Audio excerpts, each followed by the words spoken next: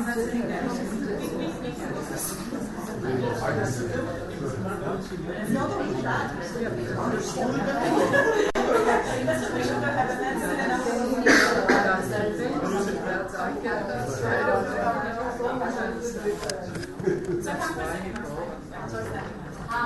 everyone, so we'll be starting. So as you can see, there's a few of us, and all of us will be sharing some thoughts on the topic of feminine leadership. Okay, come closer.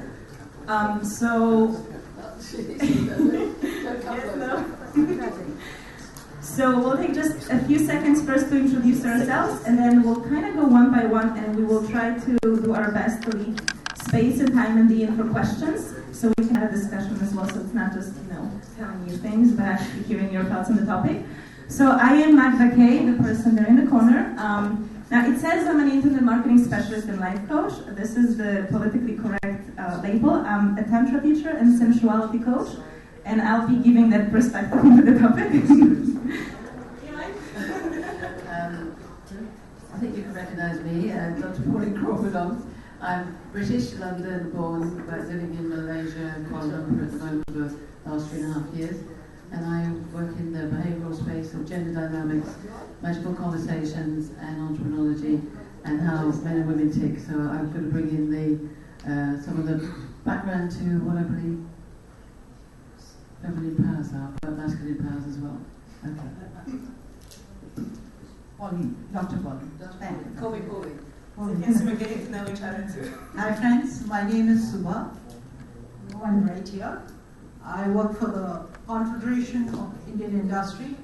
That's the full form of CII, which is the #1 apex organization in India to promote Indian industry and to promote foreign industry into India. And we act as the catalyst between the Indian industry and the government, as well as the catalyst between the Indian industry. We are the point of reference for the entire Indian industry. So I work with the who is who of the Indian industry, and that's taught me in my 20 years there a lot of leadership qualities. And I have to talk to you about the feminine way in which I have utilized those leadership qualities, especially in my work with the Indian industry, and how it has helped me to reach where I have reached.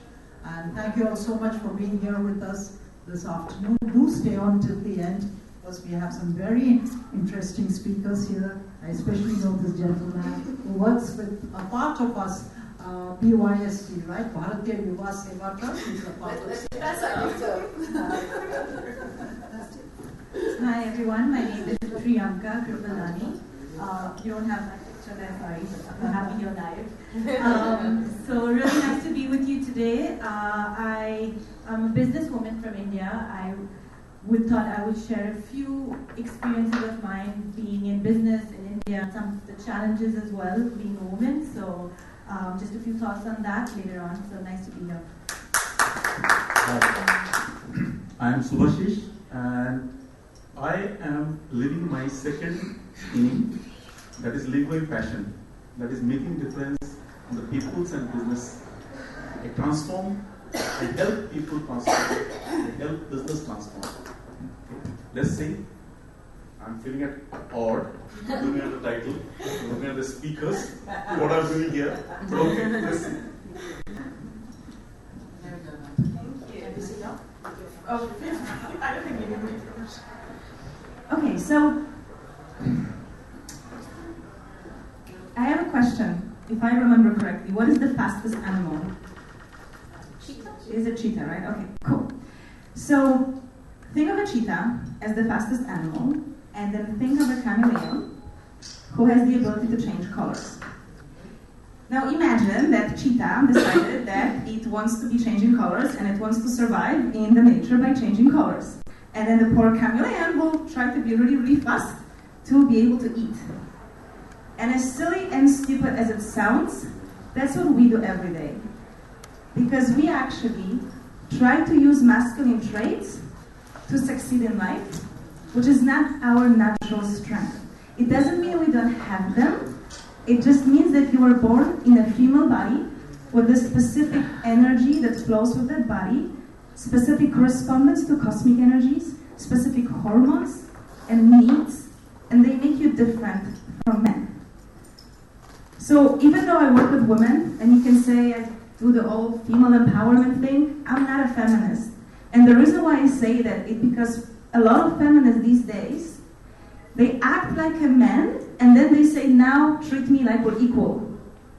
What about acting like a woman and saying, treat me like an equal now? Because we are different. And so I promote the idea that as a woman, I'm different than you. I'm not as strong as you because actually my muscle mass is not in percentage, not as high as for men. My point of gravity is different. How many people here do yoga, the physical yoga?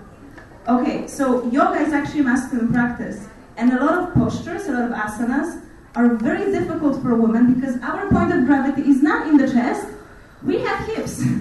So try some poses and they're literally very, very difficult for us. Or even think of seat belts. I don't know for you, but anyone who has bust, like bigger breasts, it's not the most comfortable thing to have. Exactly, yeah. So we are different. But it doesn't mean that we are any less. And so when I talk about the feminine leadership, for me it's how can I be successful in business and personal life and anything else that I want to do in my life, but as a woman.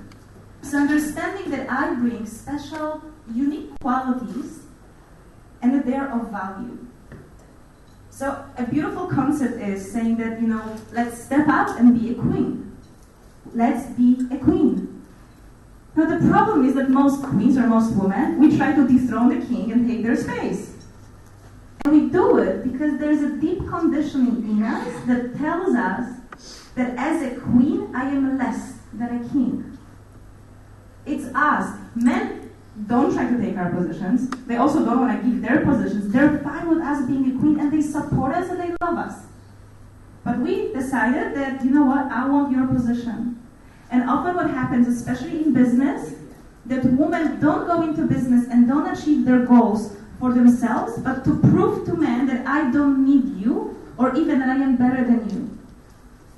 Now let me tell you a little secret. Men know that we do not need them. We don't have to rub it in their face. Because actually men love providing us with anything we need. They love seeing us happy. How many of you are in a happy relationship right now? And it's not to say it's good or bad. Okay. What makes your man happiest is making you happy. On the days when you're happy, your man is happy. When you're in a bad mood, it doesn't matter what he did, he's going to be unhappy. This is how much men worship us, but we don't let them because we always want to prove that I'm better than you, that I don't need you. So how does it translate into business world? Well, I want to step into the role of a queen and be feminine, which means that I'm going to act a little bit different than maybe what we're used to seeing. And you're probably all familiar, I had this one female boss when I was working in Italy, and we all hated her. I probably am not allowed to say it out loud, but there are certain names that we would call her, and they were not very nice. And no one liked her, because she was way too pushing, way too young, way too goal-oriented, and totally ignorant towards people, teams, how we may feel, that she may be discouraging us emotionally. So no one liked her. She was very unhappy with her relationship. So maybe she was one of the highest people in the company, but she was really miserable. And I left the company, and then I heard stories that she had some emotional breakdowns, that she was crying throughout office hours. And that's kind of what happens. We can push, because we have also masculine traits, but if we keep pushing all the time, being always in the masculine essence, it tires us out. And so we cannot actually bring the most that we have to offer in the world, because we don't have enough energy by doing that. So what does it mean to be a queen? Well, first of all, I want to just say that being feminine or being a queen does not mean wearing high heels and skinny and fitting dresses. That's how I express my femininity. I like clothes like this, but I am just as well comfortable and feeling super sexy when I wear flip-flops and when I don't have makeup. So clothes make, it helps us maybe feel feminine if we need it, but it's really about the inner light. It's about the radiance. And where does the radiance come from? It comes from within. Yeah, so. And the more, now here's a little trick you can do. One of the big qualities of the feminine is the ability to receive, which is what we really suck at these days, because we feel that if I receive, that it somehow makes me weak, incapable, or less. And actually the truth is that to receive, it takes actually strength, because you become very vulnerable to receive. But the moment you relax and you receive, that's when magic can happen. So I actually had a conversation with my friend who's sitting here, and we were talking about when you really get into the space of receiving and being open to receiving, the world provides you with incredible things. So I live in Thailand, and about 3 weeks ago I came to Kuala Lumpur to visit her, and then I'm now in India. So in the last 3 weeks or so, I have not had a single dinner that I paid for. I was always treated. I got a lot of gifts that I didn't ask for. And I was provided, like I didn't have to worry about money at all. Like there's always someone who wanted to provide and give. But it happened because I opened up. Because now I am allowing these things to happen. I think one of my best stories is when I went for the event launching of Jennifer Lopez jewelry, and I left the event with the jewelry. The only person, because they don't sell the jewelry. And again, I didn't do anything. I didn't ask. I wasn't imposing. I wasn't flirting with anyone. I was the only woman with heels. I mean, with no heels, with flats at the event. But it's the energy that comes within, like you said. So how can you learn to receive? Well, first of all, start giving yourself. And this idea of taking care of yourself is super important because it teaches us how to receive. It also builds up our energy, our feminine energy. Because if you go out into the business world and you keep pushing and you're being very yang, you become very tired. And then when you're interacting with men, you don't have this radiance anymore. So men are not as inspired to be in your presence. And they don't want to really give you anything because they know that you won't really have energy to say thank you with your energy. And so something that I realized, and it's business, no business, any area of your life, there are 2 ways of getting things done in life. And we're very familiar with the masculine way, which is the pushy way. So I want something, I set a clear goal, I have my action steps, and then I go for it. It's like I'm pushing, I'm creating it. And it works perfectly. I've used it my whole life, I'm sure all of you have. That's the masculine way. There is another way, which is pulling. And too often we say that, when I go for a goal, then I'm being proactive, and the opposite is that I just sit and I wait and I do nothing. That's not what the feminine is. Feminine is not passive. There is still movement, but instead of pushing, you're pulling things towards yourself. And you'd be surprised how much you can actually create in life by pulling things towards you. And guess what? You won't be tired. At the end of the day, you'll still have all of the energy to have fun with your lover and with your children and create any project that you want. So my invitation, as all the business people here, is start to really drop into the place of receiving and pulling things and creating from that place. And I'll end with this, because I saw the cat. And I'm very happy to hear other thoughts, and then we'll have questions at the end if anyone wants to ask anything. Thank you.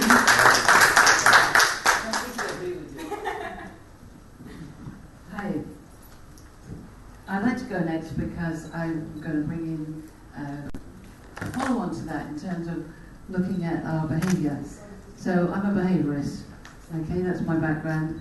I've been doing it all my life, but officially about 30 years, and I'm obviously older than that. In that sense, I think I've always studied people, men and women. But I was born a tomboy, and I like climbing trees, and I really felt that I should have been a boy. Interesting enough, my mum told me the story that when she had carried me for 9 months, she was convinced I was a boy, and she had an argument with the doctor when he came in and said, "You've got a baby girl." "No," she said, "I want a boy." "Oh, it's a girl." And in fact, that's why I'm called Pauline, because she was going to call me Paul. And I thought, well, am I going into her heritage? I don't know.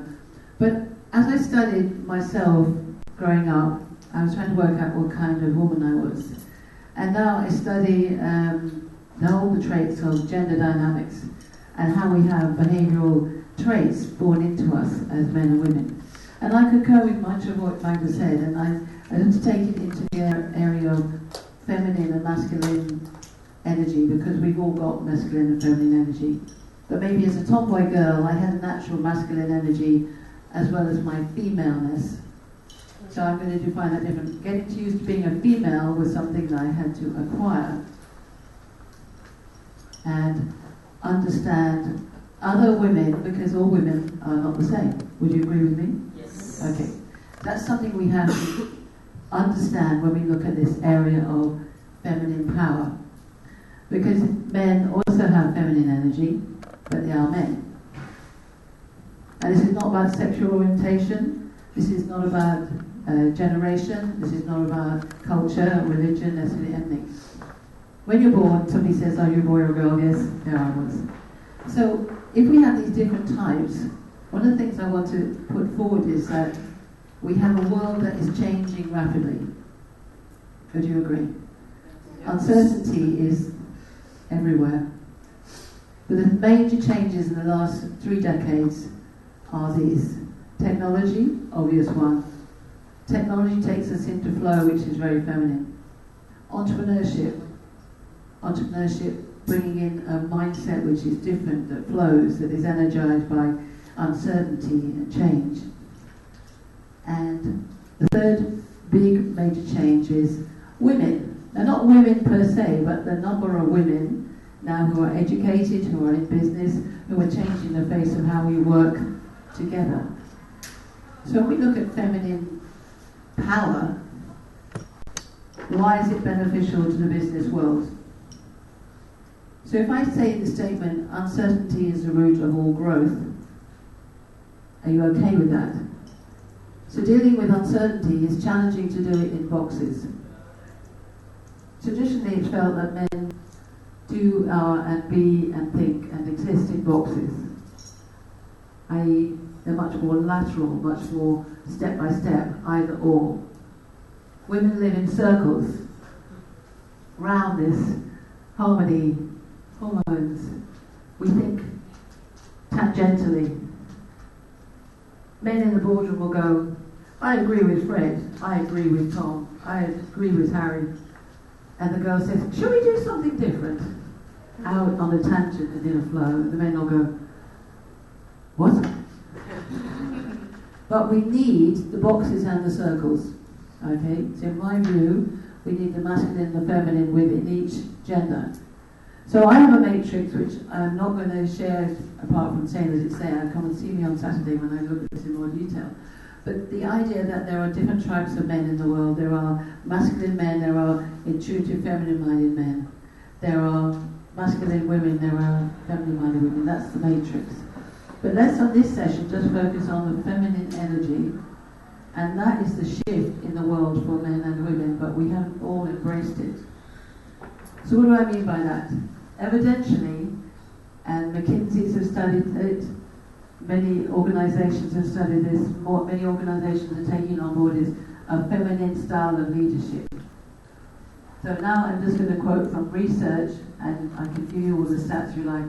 Feminine leadership is, by men and women alike, is transparency, is collaboration, is genuine dialogue, is aligned words and deeds.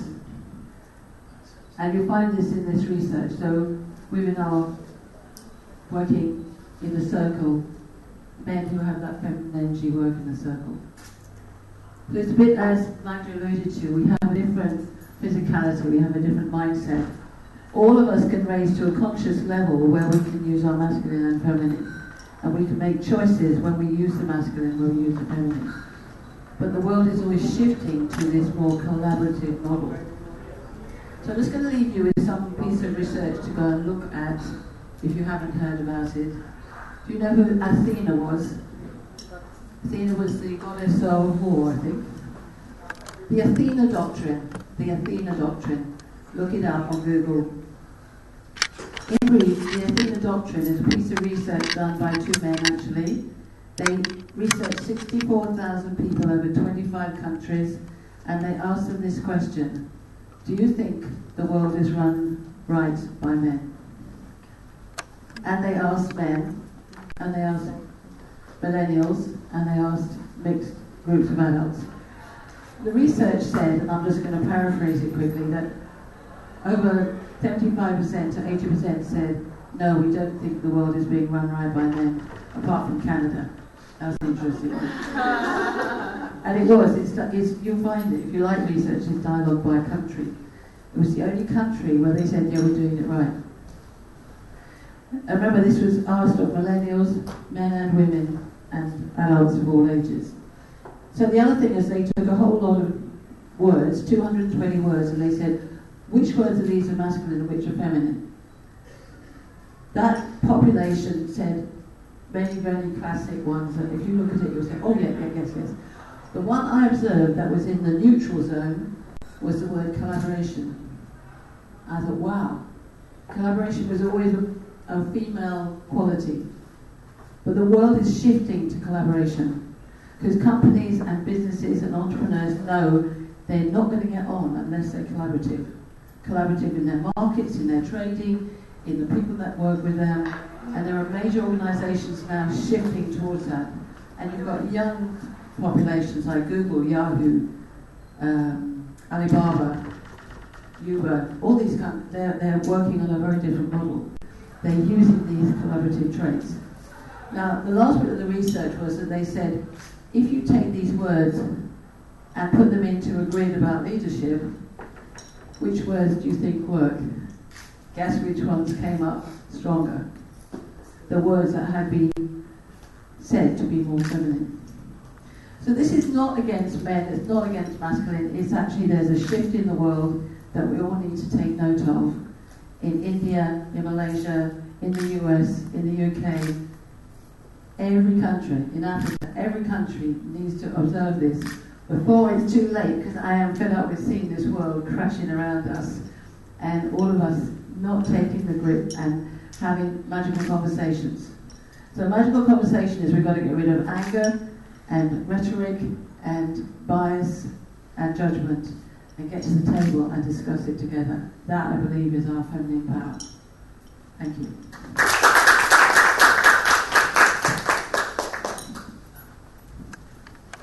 Thank you. That was a powerful speech. I remember somebody in an interview saying, suppose the world had far more women leaders than men leaders, would it have been a better place? I would certainly say First World War would not have happened. Second World War would not have happened. Many of the crises that's happening today would not have happened if the world had more women leaders. You agree with me? I got that on while you were talking. Friends, I would say I'm honored and humbled that I've worked with some of the greatest women leaders of our times. Benazir Bhutto was a personal friend of mine. It was all because of my job, not because I'm a great person. I'm a very humble background, I'll come back to that. Benazir Bhutto, you have heard of her? Pakistan's Prime Minister. She was one of my best friends, she knows that. I worked with her, I traveled with her, I learned a lot from her. I learned that one side of her, she was this woman who really wanted peace. I worked with Margaret Thatcher, I worked with Hillary Clinton, I worked with some of the greatest women leaders of all time. It made me a very humble person, and it taught me the power of feminine leadership. Yes. I would like to go back and tell you a bit about my life to see the balance. I was born in a matrilineal community. I want to tell you a bit about it. Have any of you heard of a matrilineal community? You have heard, you know what it is? Yeah. It's a matriarch. Yeah, I come from the Nair community of Kerala. I'm a proud Nair woman, which is the only community, besides I think the Khasis in Assam, the only community in the whole of India where the woman is the head of the family. Yeah, I take my mother's name. I don't take my father's name. My children take my name. My mother took her mother's name. And the lineage passes on from mother to daughter. in my community. You can read it, it's called the Nair Matrilineal Community of Kerala. Unfortunately, it's dwindling now. I wish I can keep clinging to it, but the rest of Indian society is killing it. And do you know why this community existed? Because long ago, when the men went for war, the women also, it was believed that maternity is a certainty, paternity is only a possibility. Right?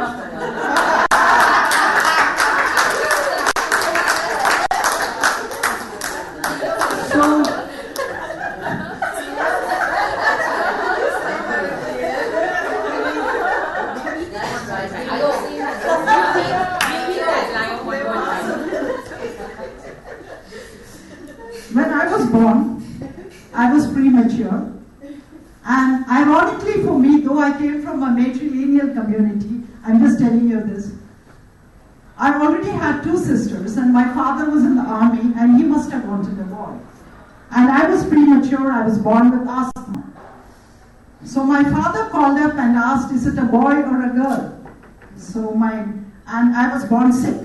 So they almost thought that I won't survive. I'm very tiny. So when was she? Said, no, it was a girl. He must have been disappointed. When was she born? Morning. The oddly said morning. Morning is Subha. So the lack of any imagination, they gave me the name Subha. Which means morning. But they couldn't be bothered to think beyond that. And over that, the midwife said, she's so small. I was only this big. I was premature and I had asthma. She will not survive. Even if she survives, she will be a midget. She won't be able to talk. Friends, I'm 5 feet 10 inches today. And I can speak to all of you. And I have worked with almost all the leaders. So that is called survival of the feminine instinct and feminine leadership in its own way. I don't want to monopolize the conversation, but all I want to tell you is, I work in industry where I work with the who is who, and let me tell you, I have come to realize that when I work with some of the women, some of the finest industrialists, go beyond the Ratan Tata and the Rahul Bajaj and the Warren Bates, etc., of the world. Some of the finest industrialists in today's world are women. We have the Kiran Mazumdars of the world. We have Mrs. Godrej. You have women. You have the Chanda Kocha. You have your own Lakshmi Venkateshan of BOISD. Now CII's president has also become the first woman to run CII, Shobhana Kamineni. These are the leaders of today. I'm proud of them. I'm proud to be associated with them. I'm proud to see so many wonderful ladies sitting over. Each one of you has a leadership within you, my friends. Don't give up to it. And I hope to come back again and talk to you all, because I don't want to monopolize. Oh, no, I'll come to you. I have two ladies here who are both ladies whom I happen to know them personally, so I'm talking. They have fought life on their own terms. Their own stories are something which we don't have the time to talk now. She comes from a minority community, but she fought life to become a leader in her own right. Zinat Iqbal. And she worked for the CII. Now she's a writer, does work for the United Nations. She has fought life tremendously to reach. I know what she has gone through in life to reach here. So these ladies, and I'm sure each one of you have a journey behind you. And if Madam gives you the time, maybe you can all tell us a bit about your journey and how you reached where you reached. But I hope we again get a chance to interact a little more. It's been wonderful talking to you all. Thank you, Subha. That was lovely to hear your story. Excuse me, sorry to interrupt. Actually, it's not, I'm just a volunteer, but while listening, ma'am, saying that, all these things, proud to be a woman and this color discrimination. Oh, yeah. In India, actually, the people who are dark, they are treated somewhere down. So I'm a self-defense expert. I take self-defense sessions. So I tell the girls that don't go after Fair and Lovely theme. Because in India, Fair and Lovely is the most marketed and sold cosmetic. So I always say, don't go after that. Just make yourself above that people will should stand in a queue to see you, to take the appointment or respect you. Not only not just because you are fair, not because you are beautiful, but inner soul, inner sense, and the inner that which makes you a woman and respectable woman. I always say this. Thank you so much. Just going off on that, the whole mindset in India is to be so fair. So just a small story. Every time I get waxed, the woman wants to take my tan off, and I'm like, no, I actually like it. So going, it's just the whole mindset and the stereotypes that have been built into Indian culture. So just going also on the Indian culture, this, India, as some of you might know, has the second lowest percentage of women leaders, second to Japan. We're at only 14%. And my personal story, I studied in the US and broke the norm, because the norm actually is when you go abroad to study, you stick on there and you get a job, and that's your key to finding a job outside of India. No one wanted to come back to India. This was about 10, 12 years ago. But I broke the norm and I decided to come back to India and actually decided to get into business, which was something I never imagined myself to do, because I believed it was a man's world out there. And so I said, I'll take this challenge and go into business. And women have not been in the forefront of business, and it's our human tendency that makes us replicate these biases of the culture we're immersed into. But nonetheless, I said that we do it. The other mindset that we have in India is that a son has to take over your father's business, or it's the male in the family, and we're a family of 4 daughters. My dad had no sons, and I also have a similar story that my parents thought I was going to be a son before I was born. So I think I took that within myself to say, well, I'm going to be the son you've never had, and I'm going to work as your son. And I just built that into my system, that I had to be this male figure for my parents, work in the family business, and and I think I just lost sight of my femininity and who I was as a woman. So that continued for a few years. I continued in my family business until I had the strength to sort of say, well, I want to kind of explore things on my own. And that I began my own consultancy business where I advised foreign companies who wanted to come into India. And one of my clients who I was advising decided that they wanted to set up in India and asked me to head their operations here. So I took on that challenge, and now I was thrown into the marketplace. And I was a woman. I didn't, I was no longer in my family business. I didn't have that backing of, my home turf sort of.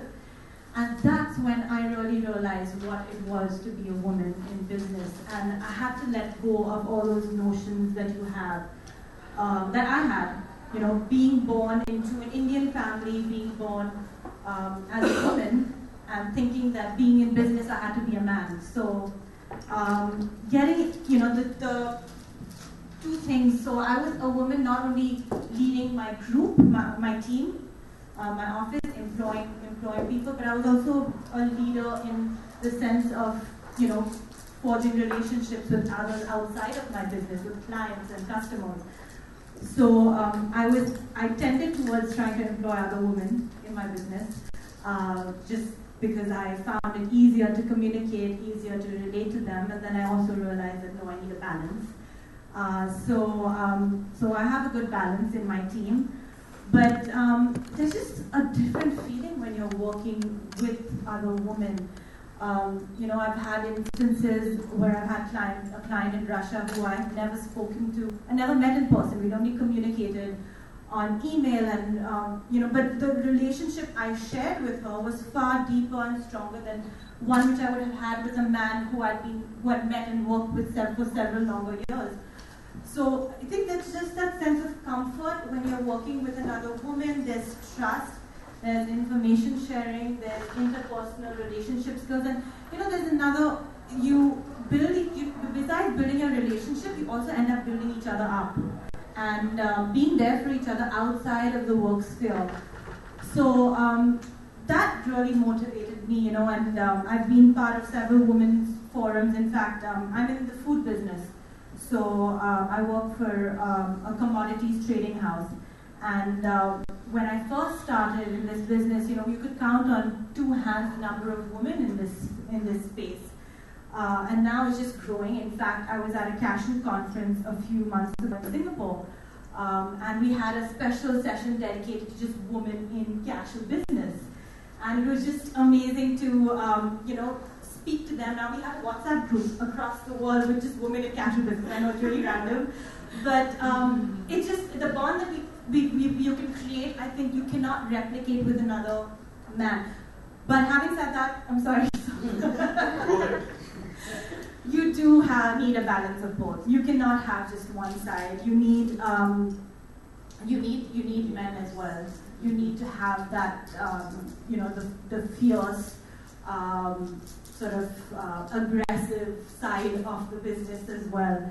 So yeah, in terms of working as a woman in India, some of the other challenges have also been some of the men I've dealt with have just not had any idea what to do with me. Like, who is she? What is she? How do I talk to her? The only other women they had to deal with were their mothers or their wives.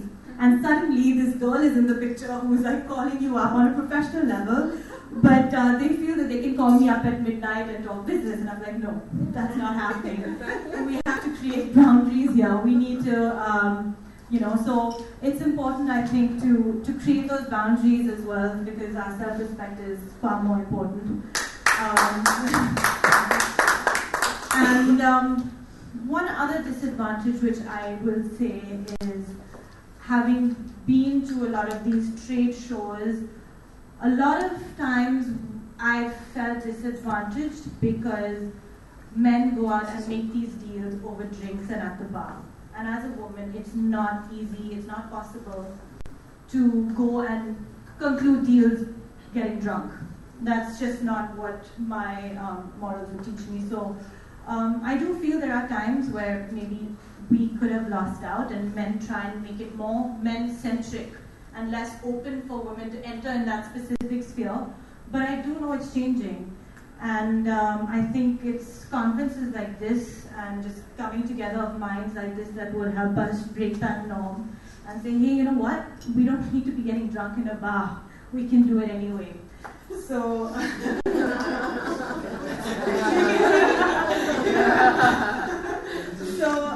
those are just my few cents which I wanted to add. The company I work with is a commodity trading company. My CEO is a man, and he makes sure that all his country managers are women. So we have a very healthy environment where we can share thoughts and ideas, and I think it's really nice to have that mix of both. So thank you for giving me this opportunity. Is there a medical doctor in this room? You're a medical doctor? No? Okay, are you familiar with the anatomy? I mean, this side is the heart. I mean, left means this is left? Yeah. Can you hear something? No, what I mean, is it no beat or it is a very loud beat? God actually blessed me because I was praying that I be the last speaker. You know why? Wanted to hear everyone. No. I know the moment I start defining the feminine leadership, all the females in this room will kill me. I wanted to live a little longer. So I was praying, and I don't have insurance. I was praying, God, let me be the last speaker, so at least I have 35 minutes more. Okay? Alright. Feminine leadership is about what females are good at. Feminine leadership is about being a bitch. You understand the word? Have you heard the word bitch? No. Yes. I'm a little dyslexic, so you have to tell me the spelling. And I have actually interacted with some of the finest females in the world, and few of them I will rate as what I call impossible achievers. Impossible achievers, why I call them impossible achievers? Because they have achieved impossible. And all these females are bitch. What is the first word? Bitch? B. B stands for bold, meaning assertive. In this world, aggressiveness doesn't work. It is about being assertive. And assertiveness is one trait which we are not taught. In many other countries, especially females are not taught. Okay? Second is called, what is the second word? Which? I. It is I. I means impressive. Creating a personality. She's a defense expert, self-defense expert. Okay? Which is classy, sassy, and assy. Okay? I will tell you, all the females who get molested, because I work with a lot of police departments, are not the ones who have got class. The female who have got class, no criminal will dare touch them. Class has got its own power. Sassy. What is sassy? And assy is how they carry themselves. What is the third word? C. T. Oh, T. T is about being a transformative leader with values and having an entrepreneur spirit. Okay? If you want to be a leader, you have to have entrepreneur spirit. Okay? And leadership, best leadership is through values. Okay. All the females, leaders, our speakers mentioned, they had this term called values. Alright? What is the fourth word? C. This is conscientious. This is about being a professional. Focused on excellence. Focus on excellence. Okay? If you are not a professional, you can't be a leader. What is the last word? H. H is being heavy weight. That means creating power. You can create power without having any authority, using many ways.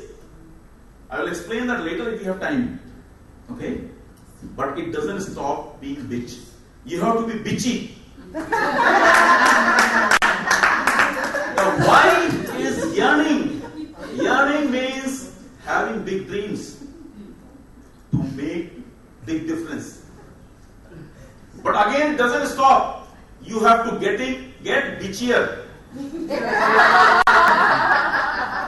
E means you have to become exceptional. That means you cannot be a fit or unfit. You have to be a misfit. Stand out. Okay? And the last word is R. You have to have wonderful relationship with yourself. You have to love yourself. If you cannot love yourself, you just cannot have good relationship with anybody. Okay? So the assertiveness, being bold, okay? Impressive by creating a classy personality, okay? Then being a transformative, value-based entrepreneur leader, then having a professional, being a professional, okay? After that, what was the word? Be exceptional. Exceptional. Yeah, being misfit.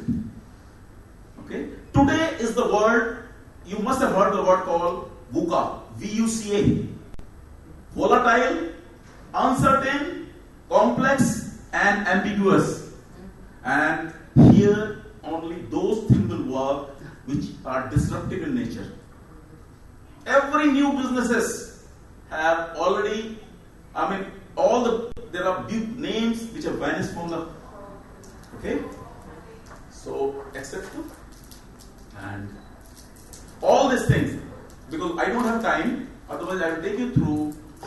create a classy personality, how to be assertive, because this is a lifelong practice. You have to keep on improving it. Okay? How to create power. Of course, you should read this book called 48 Laws of Power. Beautiful book. Okay? We can create power with expertise, power of relationship, power of values. There are at least 20 ways you can get power. Right? And being a professional is again something else. Alright? So I will give the mic to who wants it? You have questions? I have questions? Yes, please, go ahead. Thank you for this wonderful insights into all that you explained and shared about your personal experiences. Really appreciate it. I have a question for Magda. While I really liked what you said, and I thought it was very, what can I say, strong to uplift the feminine qualities that you were heralding and sharing and emphasizing, I have a very practical question which I'd like to ask you among the panelists. And that is that, while I truly believe that it is important to use feminine, what a woman is, to access what is for us, from the world, to kind of draw it in, like you said, You have to push yourself in your femininity to draw what you're looking for from the world. I want to ask you this question, Magda, that I believe, and I have experienced this in my whole life, and I really believe that this is prevalent all across the world. It's not just applicable to one country or another country. There is a basic mindset which is very inherent in the man, which is kind of to tend, maybe subconsciously, to disregard a woman's assertiveness. To disregard a woman's assertiveness just because she's a woman. Just because a woman is asserting herself, to kind of ignore it a bit. Whereas on the other hand, if a man says even half a sentence, that is taken seriously. How would you suggest a woman should draw in what she's looking for, while kind of implementing all the qualities that the gentleman just talked about? I totally agree with you, by the way, all the qualities you said. But I really would like to ask you, because you talked about a woman and how she needs to use herself and what she was born with and what God has given her to get what she's looking for in life. How would you suggest that you draw in a woman's needs from her femininity? So this is a very big topic. Basically, there is a social conditioning that says the feminine is weak. I remember quite recently we had about the man's... I know, I'm getting there. I just want to explain where I'm coming from. I had a conversation with a group of women some time ago, and we were sharing exactly our own challenges with this. And one woman shared a story that when she was born, her father was an alcoholic, and so they never had a strong masculine feature in the family. So she said that I had to be strong, I had to become masculine. And something like just awoke in my mind. It's like, why do we have this idea that strength means masculinity? Now, I come from tantric practices in which actually the feminine, the Shakti, is considered the energy and the power.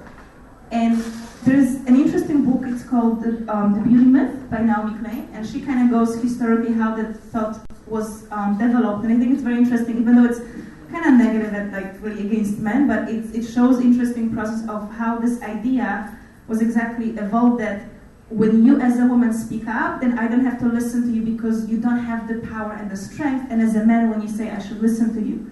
Whereas if we really go into the core of what the feminine and masculine is, it's the feminine that has the ability to drown the masculine. There's a beautiful metaphor that the feminine is the nature, so it's like the ocean, and then the masculine is a boat on this ocean.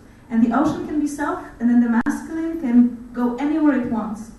But when you become a storm, no boat can survive.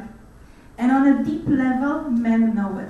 Hence, for centuries, we've been put down as women because we were not treated equally. The core of the masculine is aware of our power, so we've been put down. And this is why today, when we speak, people don't listen to us.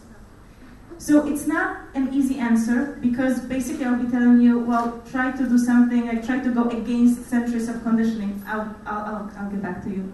So it's not easy. From my perspective, I would say that, first of all, it really started with me, my own ability to say no and find my strength. So it happened actually to me in India. I realized that especially in India, men do not take no for a no. Like, I don't drink, and all of my male friends here, they've been pushing me to drink, and I was really getting annoyed because I'm used to that when I say no, men respect it. So it is also different for cultures, I would say. But you first really have to stand for yourself. And if I speak to a man and he starts disregarding me, I become a Kali. Like, I seriously step up, because I can be soft. You know, family can be soft and nurturing, but she is also a warrior and she can cut the heads. And you have access to all of these aspects of a woman. So when you feel that someone is disrespecting you, you become a goddess, you become a warrior. You stand strong, just like any male warrior would, and you bring a man back and you say, you listen to me. And you literally stand like a very powerful woman, and you demand respect. First, you ask for it. If they don't give it, you demand it. Because in a way, we have to retrain men how to treat us. Because most of men were not taught actually this kind of respect and to listen to women. But it does also start with yourself. The question is, do you actually respect your own opinion, and do you respect your own no? Because often we do say maybe because we don't know how to say no and we don't know how to say yes. And so men don't understand us either. So no, there is no answer from me at least that will be like, do this, this, this. I would say, exactly, work on your boldness and your assertiveness. Learn to own your no's and your yeses. And when you talk to them, come from the place of power, and when needed, call upon very powerful energy. Can I So if I may, can I have the gentleman first, because you are the first one who raised your hand. Would you like a microphone? No, I think everyone can hear me anyway. I think it's an interesting discussion. It's something which is gaining its momentum. What I would like to add, not as a man, but as a human being, I think throughout this week we have seen the live testament of the so-called 1% of the men in the venue, in terms of the conference, that things are changing.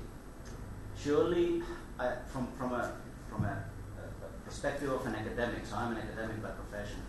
From an academic perspective, I think it's the inner ability, as we have all heard today.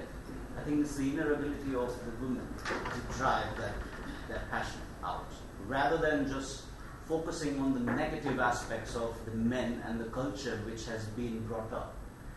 Surely, any aspect of cultural change needs time, and that time is moving at that space. And I think, as I said, this conference it's a live testament, and we have heard so many inspiring speeches from the women, but also we have heard the men, including myself and Subhashis, that we are driving that pattern to support the commonness of how women can come forward. And I think that perspective should be kind of taken at all levels, regardless of industry, sector, role, the position which you are in. But I think what Subhashis did say very correctly, it's your inner ability, the woman's inner ability to drive that pattern.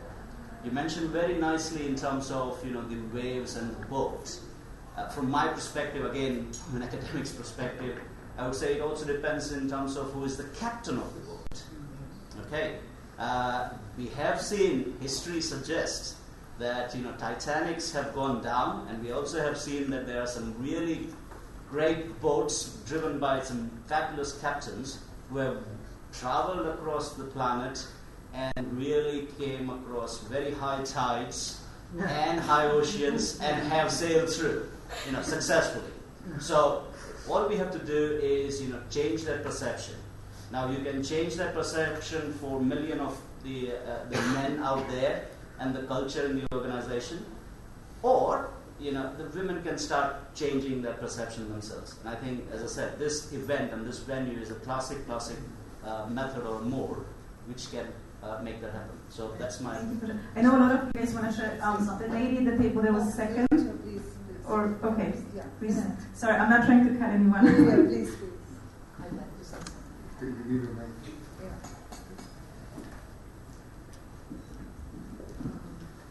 Well, thank you, all good speakers, but I need to tell you something, Subhashji. Yes. I work with women who are abused. I've worked with them. You said something which that you have to be perceived. If you have class, nobody will come near you. You won't be touched. It hurts me. I don't think any woman can be touched, whether she has class or no class, whether she walks naked or anything. No man is a right. Yes. I never said it's right. No, you said. I never said it's right. I said sorry. they won't dare. They won't dare. You don't have to have class to do that. Nobody dare touch a woman. That is. No. You said if someone has a class, they shouldn't. You will not be touched. So I said what I meant. I'm sure you meant something else, but I just want to clarify. Knowing you and seeing what you spoke, you don't mean it that way. But just to clarify that I don't think we need to have class for that. Yeah. No woman needs to. So, ma'am, let me clarify. Then I will clarify. Sure. I have worked with one of the finest organizations in Asia. It's called Sanjeevani. Okay. And it deals with domestically abused female. It is very difficult to get in there. When I'm talking about 1998, 1,500 people appeared for written test.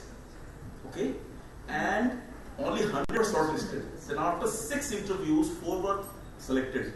I was one of the few. And then I went on counseling domestically abused female. Okay?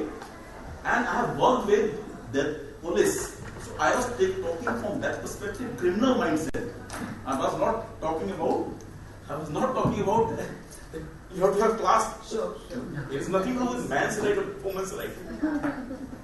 I'm glad you clarified that, because, to be honest, when you said it, even I for a moment... No, sorry, it is my mistake. I mean, okay, that's okay. It's okay. Now it's clarified. I want to take on from what that gentleman said and then pass it to you. What's your name, ma'am? Manisha. Yeah. You said about men being given the credit. I just want to tell my story, one line, and then I'll pass it on. I was a survivor when I was born, and then I got married, and we went. My husband was posted in West Africa, in Liberia. Some of you may have heard of Liberia. And it was a wonderful place. We lived in a penthouse, and suddenly, overnight, the civil war broke out there. And we were not in the civil war. My husband was kidnapped. He was kidnapped, and I, with 2 small children, for 1 month, we lived on leaves and berries because we couldn't get out. And finally, when one of the airports opened, I escaped with my 2 small children, came back to India. And then I learned my first lesson that when you're a rich NRI, the whole world looks at you. When you have lost everything, even your own relatives will look this way, that's it. There's no one to help you. I took a train and came to Delhi. And from a penthouse, I came down to sleeping in the railway station. I got a job in sea. I didn't want to say that, it's a continuation of what you're saying. I did not know where my husband was, whether he was dead or alive, but 2 years later, by the grace of God, he came back, but he had been shot, he had been beaten up, and he's there today, but he's been paralyzed for 15 years now. I've been taking care of him. But I want to come back that I have written a book, and the name of my book is Have You Eaten? And I'll tell you why.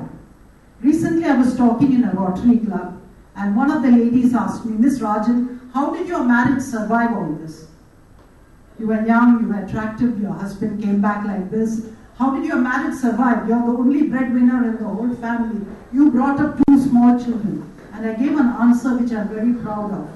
I said, I got a job in CIA. At that time, my job was every night going to some minister, some bureaucrat, standing in front. You know, as a woman, you're not taken very seriously, as she said.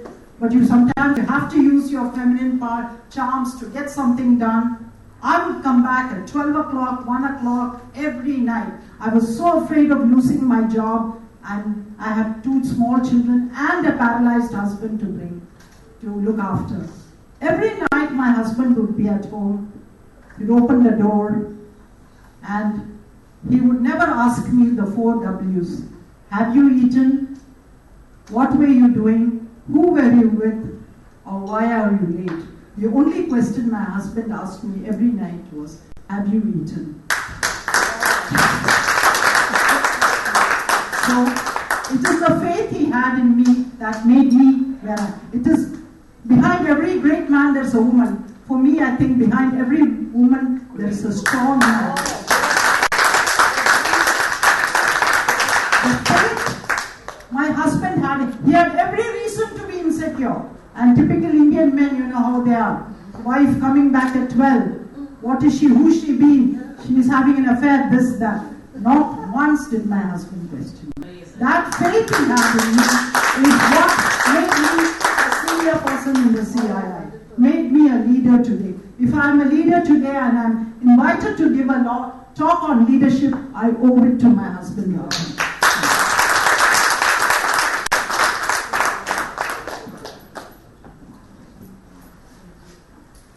Thank you so much. It was wonderful hearing from all of you. Just to add a few things to what you said, and I totally believe that we women, and I always say this also, we're just not the curvy version of men in high heels. If we are here today, if we are here today, it's a heart, it's a passion that brings us here. If I talk about women leadership, we're talking about feminine leadership. You know, the voice of women, it's the voice of the women that will really set us apart, that we are already created unique. We've already been set apart. But it's a voice, and we're not screaming and yelling at the top of our voices, but it's our right positioning. We need to position ourselves rightly in the society. And just one thing, that whatever we do, how far we go in life, I always just say that we need to do it with great grace and dignity. Can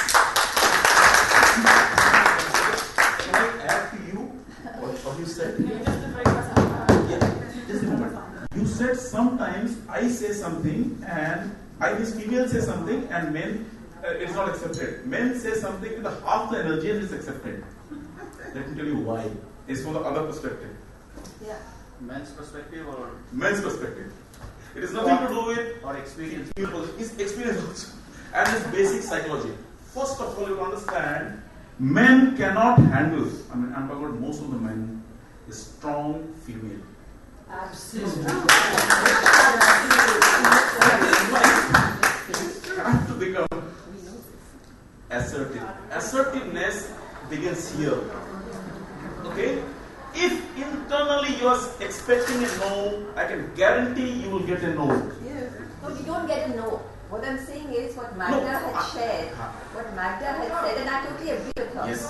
That being a woman, because God has made women, it is important for a woman to succeed in life as a woman. Correct. You know, and I totally agree with her. And I also agree with her while respecting what you said, that there is, this awakening of the man's psyche, and that is why you're participating in this conference, that more and more men are beginning to give the light of day to the, what women think, what they are, and all of that. But however, what I think is the reality of what life is today is that, beyond the point where you want to live in rest, like the word she used, Magda, was to live in rest. And I think every woman would like to be who they are and be reasonable about it and live in rest, be happy about it. But a point comes when you have to cross that line and then kind of make your point. Of course you have to, I'm a strong woman, I believe that. And I know what my boundaries are, I know what my yes means yes and no is no. However, it goes beyond the point of rest it goes beyond a point of rest where you actually have to cross that boundary and assert yourself because you are not being, and they will take you seriously, but you have lost your rest for those 5 minutes or those 10 minutes. And that is something which, women generally we have to keep working towards. I'm working towards it. That you have to come back to your position of rest as quickly as possible. Because why should you lose your joy in life just because, some man said something? You don't want to lose your joy. You want to live in your joy, So you come back to your position of joy as quickly as you can, and that's something I am learning. So that was and I think you answered completely very well, Magda. Thank you so much for your perspective. We have one more person, if you remember. Just introduce yourself. Sure. I have to come. Sorry. My name is Joanne Hamilton, and I understand where you're coming from, and I just wanted to add to it because I think I think that the struggle. Yeah. Oh, sure. I think many women struggle with their balancing their feminine and their masculine energy, and the fact of the matter is, society rewards us when we. I think society rewards us when we operate in our masculine. So this balance, I know for me it's a struggle to balance my masculine and my feminine. And there are times where, like you said, you have to get out of your rest and you have to assert yourself. And then when you do, I know for me, you feel a bit bad. Like, oh, I shouldn't have said that, I shouldn't have done that. But then you get your way. Because the approach that Magda has proposed, I believe in it and I embrace it, but it doesn't always work on the ground.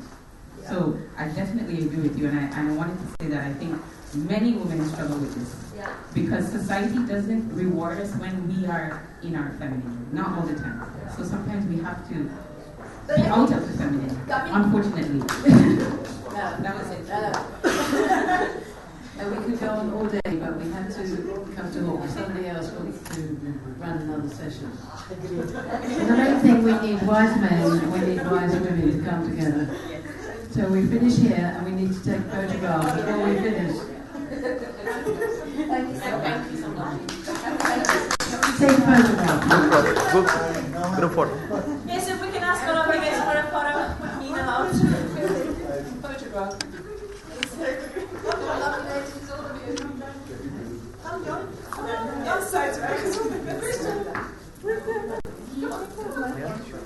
Come on, lovely lady, who's speaking. No, ladies, we can't. No, you're not taking photos. You're in the photos. You're in the photo.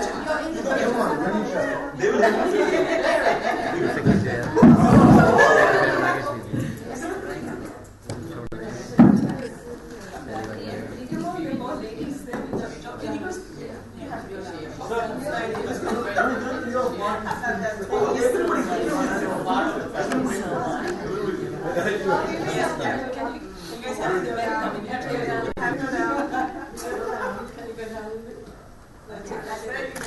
Get the guys in as well. Please. And she's a little pictures, so that we can know which is the best one. Okay, best picture of the conference. Go on. Yeah. Maybe you can take it back.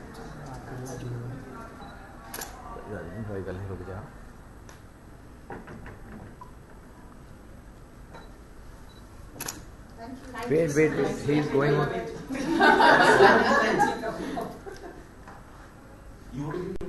Yes, but it's okay. I know. But all these pictures will be uploaded on the WEF site. Yes. But they'll be uploaded. Yes. All the pictures will be on the site. Otherwise, we'll all want to have them. When I decided to talk about Yes, have it. someone asked me, Look this side. Yes. Yes. Thank you. Thank you. Welcome. You do a fantastic job. Thank you. Yes, I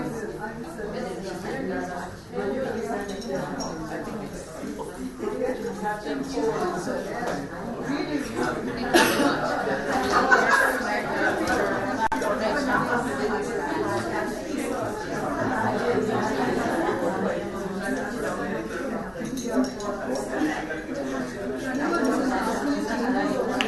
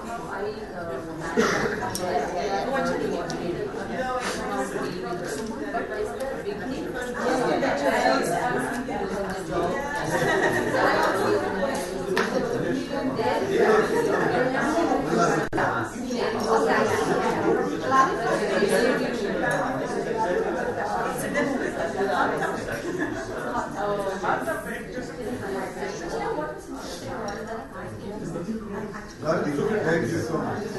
Thank you so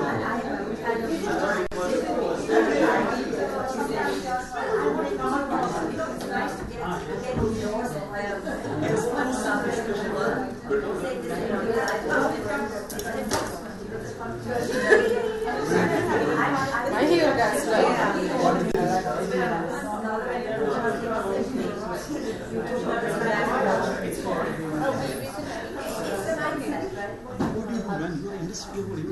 Yes, we have a leather export. I take care of my father's business and I think that's what it was.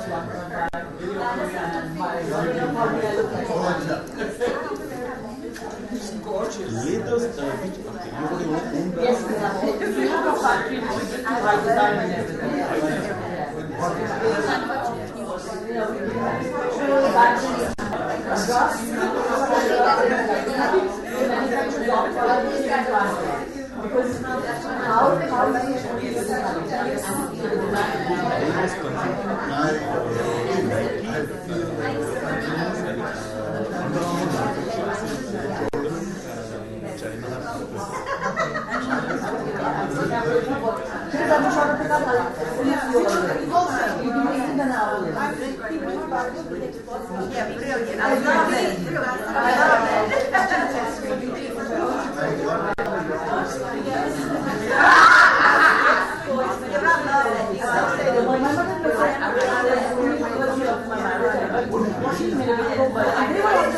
For the marriage, he said no or then no. I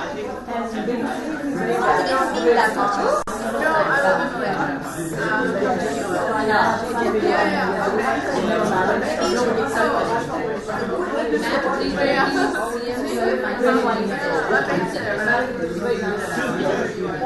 and wherever I want it, I really miss that partner I want. Nobody excuse me.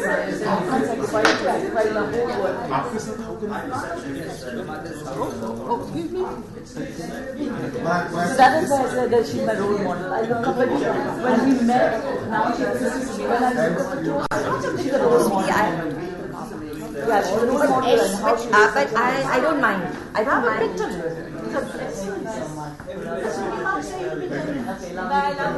I love this. Thank you very much. My life partner said that I don't know.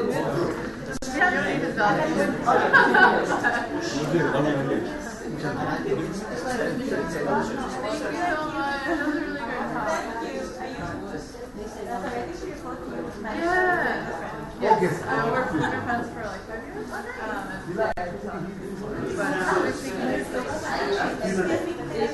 years. Just like yoga classes.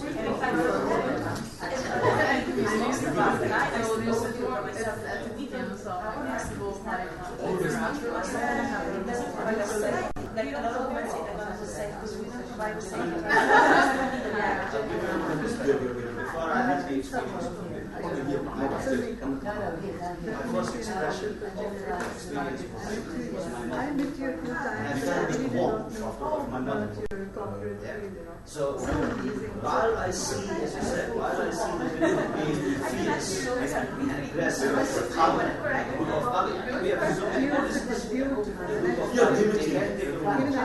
but they have also have a shadow of Ganga, and they also have a shadow of Lakshmi. And that wealth, Lakshmi, I'm sure you know, Lakshmi is considered Well, not just in the fields of finance, patterns of joy, love, happiness, care, this is what 15 years of caring for this man, this husband. The love and affection which she got was unprecedented. She also got that same warmth and love and affection and security and trust from her man. She was able to give that. She's been very good.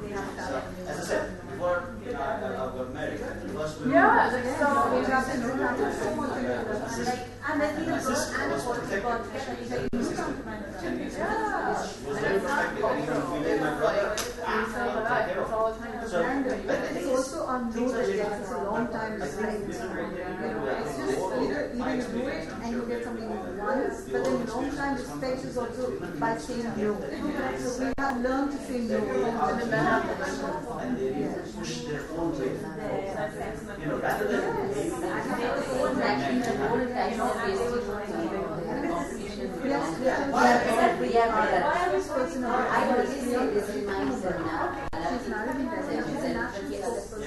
but then I also, I said a similar thing that we can do it with such grace and beauty. Oh, please, I will do it. Yes, I will just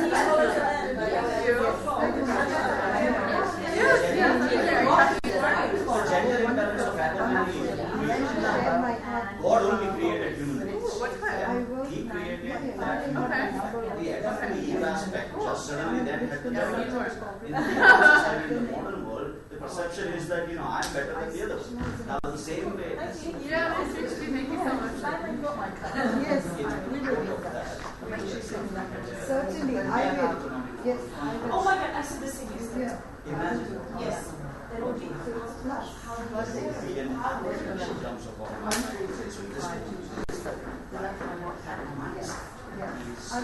on WhatsApp. Thank you. Hello. I said we can touch this point by her from shirts. Really great. Artist if you want to talk, I just mention the fact that she said, "Oh, I have to be called my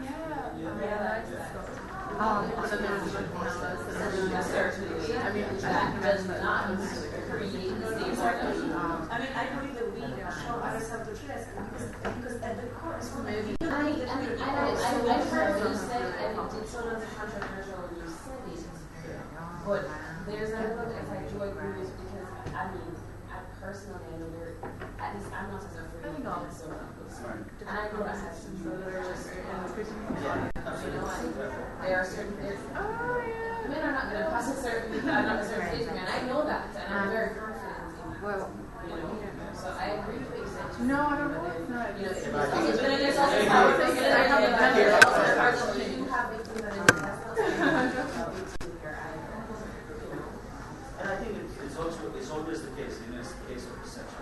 Like, let's say, for example, what Subhashis laid out, if you had thought it, the state lady over here, if she had thought it a different way, then, that tone or that would have come across a different way. Okay? For example, if someone swears bitchiness, I would be like, sorry, excuse me. Yeah? But, it's the way how it's expressed. Yeah? But it's also, and it's not till to say to a woman, okay, you are bad because you don't walk in a certain class. But I'll tell you a story. I had a roommate, and she was actually sexually assaulted at work. Someone was grabbing her breast and whatever. And I had to be like shouting at her to report it, to even be able to say something back to the man, like to be able to say no, don't do that or whatever. And you realize that. Just in how she's been, culturized, she doesn't even feel that she has the right to say anything. And it's unfortunate because our culture does reinforce it in different ways, but like you say, it's kind of like we have... abuse has got roots there, what you're saying. It does, it does. But we also have the responsibility. My point is always, okay, but we have the responsibility to that. And we say to them, like, if he's going to do it again, you have the responsibility and we say that is not right. Those who don't fight actually are doing disservice to the others. Those that fight back, they create changes. I tell you a personal thing. When my wife actually came, or that I was going for a conference,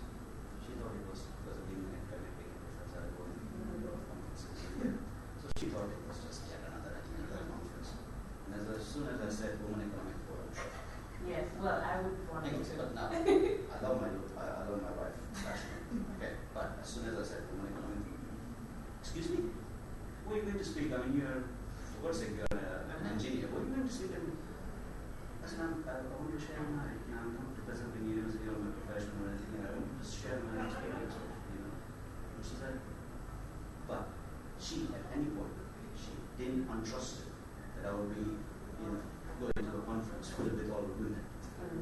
She also knew that I was traveling with a colleague of mine. We were on the same flight, we are at the same time and so on. But what I was trying to say was that, say for example, out of the 5, 6, 800 ladies together, half of them, their partners, their husbands, their boyfriends, would have supported them to go on the conference. I'm sure, I don't know the statistics. As a researcher, as a research academic, I don't agree on anything until and unless I've seen the research stats. Does it prove? It's like perception, But I'm sure. So there is that aspect of it. It's the mutual aspect. You appreciate men, men appreciate you. If you don't find men who is appreciative of you, change them. But you have to look at that. Men have different qualities. Men's delusion. Yes, they're solution. Men from Mars. Yeah. But exactly, men are solution oriented. But you know what? Nature never creates anything which is not required. It's always balanced. It's always balanced. That's why people get married. But you've got to choose the right partner. We need to get. I think we need to go with that. That's a good topic. Thank you so much for showing me. I don't know. Sorry, it was yours. Next session is yours. I still feel I don't like the use of the word bitch. Oh, okay, me too. But I get what you're saying. Okay, let me tell you. I was the same. I don't like the word, but I agree with the content. Yeah, don't like the word. He has created a stir today, I tell you that. I was like, when you asked if there are any questions, I'm like, okay, how would you like to die? That was my question. Oh my god, awesome. The answer will shock others. Yes, really.